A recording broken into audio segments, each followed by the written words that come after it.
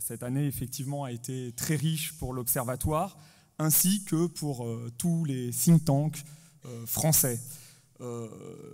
Effectivement, le phénomène think tank en France connaît un essor considérable depuis plusieurs années maintenant, et depuis je dirais, 1 an maintenant, eh bien, cet essor connaît une ampleur sans précédent. À cela, 2 raisons principales à notre sens.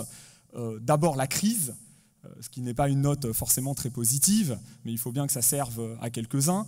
Et d'autre part, les élections présidentielles et les élections législatives. 2 éléments, je dirais, structurants, fondateurs, qui convergent et qui, finalement, favorisent, je dirais, l'émergence de nouvelles structures de think tanks qui sont l'émanation de la société civile et qui montrent là une volonté farouche de cette société civile, justement, de se structurer afin de porter efficacement, de porter directement la parole de la population, les inquiétudes, les réflexions directement auprès des décideurs politiques et économiques.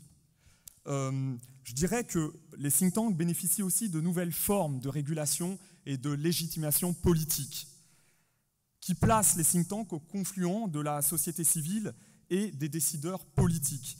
Ils ont donc un rôle de facilitateur dans les prises de décision et d'information en les relayant auprès de la société civile.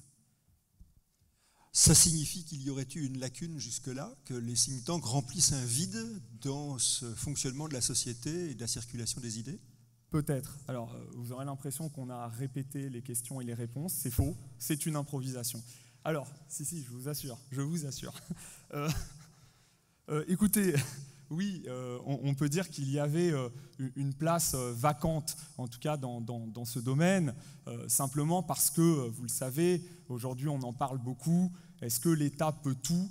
En réalité, non, l'État ne peut pas tout. En tout cas, les décideurs politiques ne peuvent pas tout.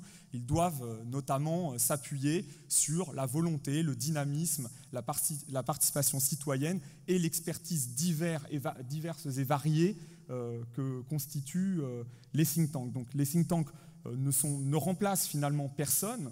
Ils sont juste un acteur supplémentaire enrichissant le débat autour des politiques publiques. Voilà pour le constat et pour le présent. Si on se tourne vers l'avenir, comme nous y invitaient à la fois le président Delevoye, le président Marcon et Philippe Paillard, où va-t-on? Vers quoi va-t-on? Vers quoi vont les think tanks? Leur rôle, leur dimension, dans ce contexte quand même de crise que vous mentionniez tout à l'heure aussi. Alors, j'aimerais vous le dire. En fait, l'Observatoire devrait arriver à nous éclairer un peu. Faire de la prospective, mais c'est le métier surtout des think tanks.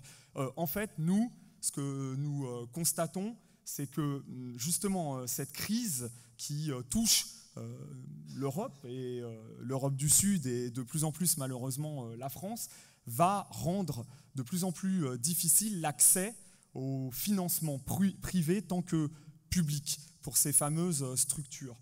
Et donc, dans un univers déjà hautement, je dirais, concurrentiel, eh bien, les structures les plus résilientes seront celles qui sûrement réussiront à perdurer. Je ne veux pas par là rajouter une note anxiogène à un constat déjà de crise, mais je dirais que, pour reprendre les paroles du président Delevoye qui parlait du temps et du président Marcon qui parlait du temps long, effectivement, le temps, c'est ce qu'ont les think tanks qui s'affranchissent très souvent des échéances électorales qui tiennent les partis politiques, qui s'affranchissent des carcans idéologiques qui tiennent les partis et qui, eux, peuvent innover et faire de la recherche, et je dirais en s'appuyant sur une véritable expertise. Ceci étant, le temps, c'est de l'argent, et donc pour faire de la recherche, eh bien, il faut, et pour faire de la recherche, je dirais, et surtout avoir une expertise d'excellence, il faut des moyens, sinon on s'essouffle. C'est donc un enjeu, à mon sens, majeur. Si nous avions un message, non pas un conseil, mais juste un message, un constat à faire passer, c'est que les think tanks, beaucoup d'entre eux en tout cas, devront sûrement réviser leur business model. N'ayons pas peur des tabous. Aux États-Unis, ils sont sans complexe sur le sujet. En France, on a encore du mal avec l'argent, mais ils devront sûrement réviser leurs approches en termes de business model ou de diffusion, je dirais, technique, technologique de leur contenu. Merci Olivier.